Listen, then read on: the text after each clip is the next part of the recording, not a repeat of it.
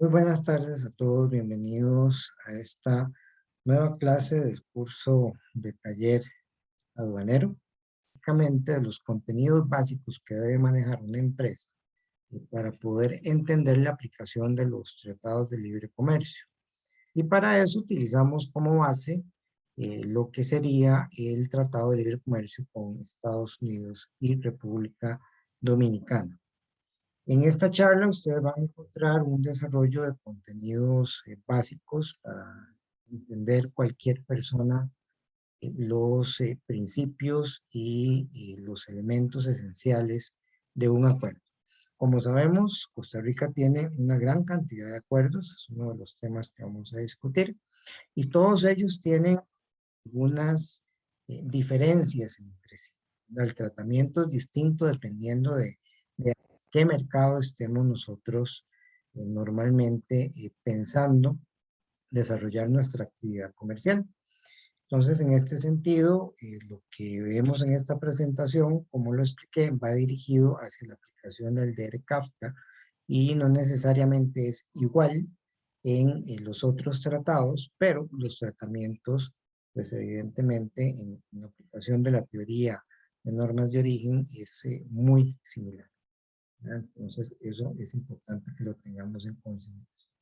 ¿Qué van a encontrar ustedes en este contenido? Bueno, van a tener una introducción acerca de qué es la materia de origen, de cómo se administra, los principales aspectos, en este caso particular del DERE-CAFTA, las reglas de origen, cómo es que se administran, ¿verdad? Pues la terminología básica, la estructura por capítulos, los distintos principios como el de multilateralidad, la aplicación de la regla de origen, los criterios de clasificación, los bienes originarios, los ejemplos de interpretación y aplicación de las reglas de origen como tal, lo que es el proceso de certificación de origen, en donde se revisan los requisitos, los formatos, los errores frecuentes, cosa que es del día a día. Hoy todos los días están cometiendo errores garrafales por parte de quienes utilizan el proceso de certificar origen para obtener beneficios arancelarios y eso les cuesta miles de millones de colones e incluso de dólares a las empresas por una mala aplicación del origen. Ya vimos dentro de las asignaciones que hemos estado desarrollando algunas situaciones de origen y vamos a ver más dentro de las prácticas subsecuentes. Por ahí tengo también un caso que atendí hace poco en el tribunal sobre el origen, del cual estoy viendo a ver si les puedo compartir alguna información. Dentro de este proceso, bueno, ¿cómo se hace? El proceso de verificación de origen, la trazabilidad que debe haber en la información, recomendaciones generales en términos de este acuerdo y preguntas y respuestas. Como les dije, este va muy dirigido a la parte propiamente del acuerdo DERECAF. En esta presentación van a encontrar terminología muy importante, por ejemplo, qué es el origen de las mercancías, el cual, como ya ustedes saben, se circunscribe a eh, de dónde han sido producidas las mercancías, de dónde han sido extraídas, y tiene diferentes niveles de aplicación en términos de las diferentes normas que hay, en las cuales se establecen normalmente cómo se construyen los flujos comerciales de los bienes y servicios en términos tributarios, aduaneros, según el producto y según el origen de estos. También se analiza de cierta forma el acuerdo sobre normas de origen de la OMC, que es la base para la norma de origen que aplican todos los tratados, y por supuesto los requisitos mínimos de producción, fabricación, elaboración, transformación, que deben ser parte de la evaluación dependiendo de la norma de origen que hayamos utilizado en el proceso. Los tratados de libre comercio, todos, tienen una serie de eslabones o elementos, podríamos hablar de ellas como emisiones, pero normalmente los vemos dirigidos hacia 4 áreas principales, que son en primera instancia las compras del gobierno, el tema de servicios, que en sí mismo es todo un desarrollo, el tema de inversión y la parte comercial. Dentro de la parte comercial está la sección que tiene que ver con acceso a mercados, la sección que tiene que ver con las reglas de origen y, por último, la parte de procedimientos aduaneros. Evidentemente, cuando hablamos del tema de origen, aplicación de tratados de libre comercio y demás, estos tres temas son trascendentales para poder entender los tratados. Como les decía al inicio, en el caso de Costa Rica estamos hablando de una nación de múltiples acuerdos y múltiples reglas de origen, porque en cada uno de estos acuerdos se han negociado de diferente forma el trámite que se le debe dar al acuerdo.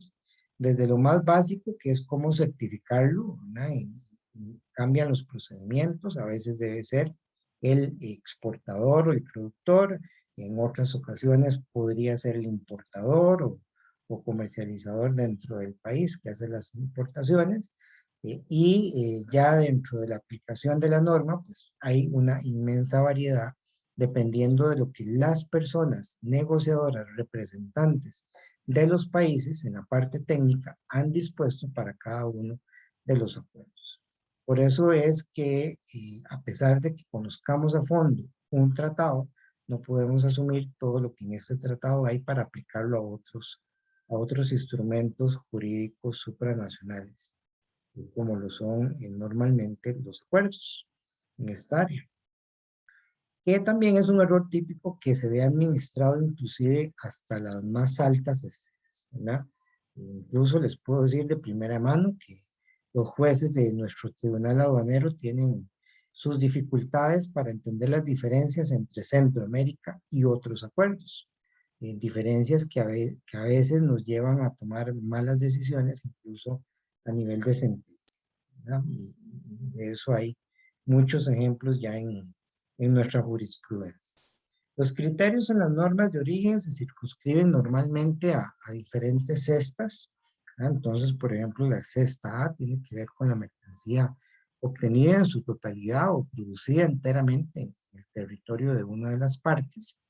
El criterio B, a mercancías producidas o fabricadas en el territorio de una o más partes dentro del acuerdo, incluso a partir de materiales o materias primas que pudieran no ser originarias, pero que satisfacen algún criterio de transformación de conformidad con lo que la norma establece. Y dentro de la casilla C, las mercancías normalmente producidas en el territorio de una o más partes, a partir de otras que normalmente no califican como originales, ¿verdad? En donde hay un valor agregado regional dentro del proceso. Dentro de los tipos de regla de origen, recordarán Fue ustedes una pregunta, disculpe. diferentes variedades. Claro, Cristian, dime. Bueno, es que eso sí, obviamente lo vimos en el curso de normas de origen y todo, pero digamos, ¿cómo hacen, por ejemplo, para asegurarse, digamos, se traen camisas y que sufrieron una transformación sustancial, que se cosieron, le pegaron botones, etcétera, pero digamos, ¿cómo hace la aduana para saber cuáles son originarias? Porque, por ejemplo, hay una empresa lo que puede hacer es que cose 100 y trae 1000, por ejemplo. Entonces, ¿qué base jurídica hay para defender eso? ¿Qué documentos? ¿Cómo se verifica al 100% que todas esas 1100, por ejemplo, camisas sufrieron esa transformación sustancial? Bueno, y justamente ahí es donde están este tema que estamos viendo justo en pantalla, que son los tipos de reglas. Habría primero que determinar cuál es el tipo de regla que afecta, por ejemplo, el sector textil a la camisa, ¿verdad? Para definir si es un simple cambio de clasificación, como el que estamos viendo en este momento en imagen, en cuyo caso, si cambia de clasificación, no importa realmente de dónde vengan las materias primas o de dónde venga el producto. Ahora, vos planteas un caso de triangulación, un caso de defraudación a través del uso de la norma de origen. Hago una parte que sí es hecha y producida, pero trato de meter como originaria otra cantidad que no es originaria, ¿verdad? Y ahí es donde pueden entrar otros mecanismos de verificación del origen. Por ejemplo, no han habido muchos en nuestro país, pero recuerdo algunos en donde se mandaron a hacer análisis de, no era ropa evidentemente, análisis químicos de las mercancías que estaban siendo investigadas para determinar la composición química y los orígenes de los componentes, en donde se dieron cuenta que los componentes que tenía el producto no era posible que fueran originarios de la región que decía ser, ¿verdad? Entonces, bueno, evidentemente la dificultad en un proceso de verificación, en un caso de defraudación como el que vos estás planteando, va a depender mucho de qué materia es, ¿verdad? En un caso como el que planteas, habría que ver los indicios de la mercancía, ¿verdad? Si tiene marcado de origen, el etiquetado, el tipo de producto, analizar las entradas y salidas de la industria como tal, ver las facturas de compra de la materia prima, los registros de producción de esa materia prima, también analizar las compras de producto terminado y poder determinar con base en el análisis de la producción, la cantidad de materias primas y demás, que no tenía capacidad para haber fabricado las 1000, sino nada más las 100 que sí son originales. Entonces, en esa industria particular, ese sería el mecanismo de verificación, que es parte del proceso de verificación de proceso. No sé si con eso te queda clara la duda. Sí, profe, gracias. Con gusto. Bueno, les decía entonces, tipos de reglas de origen. La primera y más simple es el cambio simple de clasificación, pasando de una codificación a otra, en donde debido a la característica y condición de nuestra nomenclatura, sabemos que entre más sube en la nomenclatura, más valor de contenido tiene, especialmente cuando ese cambio de contenido solo se logra a través de procesos high-tech, en donde implica un proceso productivo que agrega mucho valor o transforma totalmente las mercancías. Sin embargo, también este es un mecanismo que se utiliza para poder restringir de alguna forma la incorporación de productos que queremos que sean solamente regionales, como por ejemplo la leche. Cualquier preparación que tenga leche, protegemos nuestro sector productivo nacional a través de evitar que haya cambio en la clasificación de las partidas que tienen que ver con la leche. Entonces también son mecanismos para poder restringir de alguna forma de dónde provengan las mercancías que son parte del proceso. Tenemos también reglas, por ejemplo, que tienen que ver con el agregado de valor, el contenido de valor que puede haber o que se puede desarrollar en el proceso productivo, que también se pueden circunscribir a determinadas posiciones o subpartidas, o bien también a determinar un porcentaje de valor agregado, el cual se tendría que demostrar a través de el estudio contable de la producción para determinar cuánto del valor final se le está agregando a partir de eliminar los valores de las materias primas e insumos importados o agregados dentro de. Tenemos también de reglas de bajo de pruebas de proceso sobre las cuales se necesita también tener algún mecanismo a través del cual se pueda constatar ese proceso que se le está dando a las partes, esa transformación que se le está dando a las partes, y entre ellas pues también tenemos los distintos procesos que se logran certificar como originales. Dentro de la certificación de origen como tal, en la presentación se les va a ampliar un poco acerca del proceso de certificación que normalmente se hace a través de un certificado.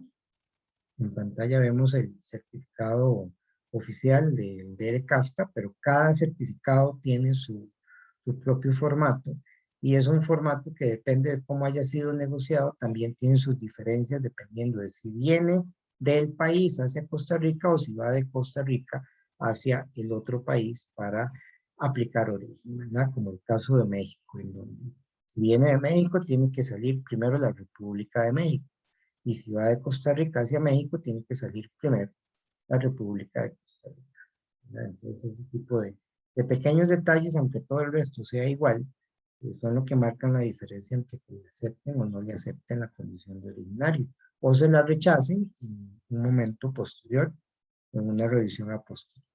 Por ahí tenemos la imagen del anexo del acuerdo del DERECAFTA, que también hay que llenar, y por ahí en la presentación están las instrucciones. Todos estos son temas que ustedes ya manejan. En la verificación de origen, que es a lo que nos guiaba Cristian con su pregunta, bueno, ahí están los procesos de verificación para cada uno de los acuerdos. Normalmente hay una serie de requisitos que se deben acotar y cumplir por parte de los certificadores de origen, llámese importadores, exportadores, productores o exportadores, según sea el acuerdo, ¿verdad? Que si no cumplen con el aportar la información y que esta información demuestre la condición de originario, le permite a la administración denegar la condición de origen y por tanto entonces declarar no originaria la mercancía, cobrar los impuestos dejados de pagar más intereses y multas dentro del proceso de acuerdo a nuestro ordenamiento. Entonces ahí tenemos, por ejemplo, cuestiones para lo que es importadores, exportadores, las visitas a las instalaciones, la parte, por ejemplo, en lo textil y en lo de vestido, los procedimientos establecidos para la cooperación aduanera entre las distintas administraciones, entre muchos otros procesos que son parte de la verificación de origen como tal. Dentro de estos procesos se realiza un estudio que lo realiza normalmente la unidad de fiscalización de la Dirección General de Aduanas, que arroja resultados con base en el análisis de los costos de ventas, de las ventas realizadas por las empresas y de todo el proceso productivo en general, ¿verdad? En donde si yo no soy exacto en brindar la información que se requiere para comprobar todo, ya eso implica la posibilidad de que mi mercancía sea declarada como no originario, que me quiten la posibilidad de utilizar. Bien, en términos muy generales, muy concretos, porque la idea no es darles una charla de origen, ya ustedes reciben un curso de origen, sino simplemente recordarles para que podamos pasar a la práctica. Esto es lo que van a encontrar en el apoyo. Voy a dejar de compartir para enseñarles el aula. ¿Ok? Aquí tenemos el aula, verifíquenme por favor que se vea.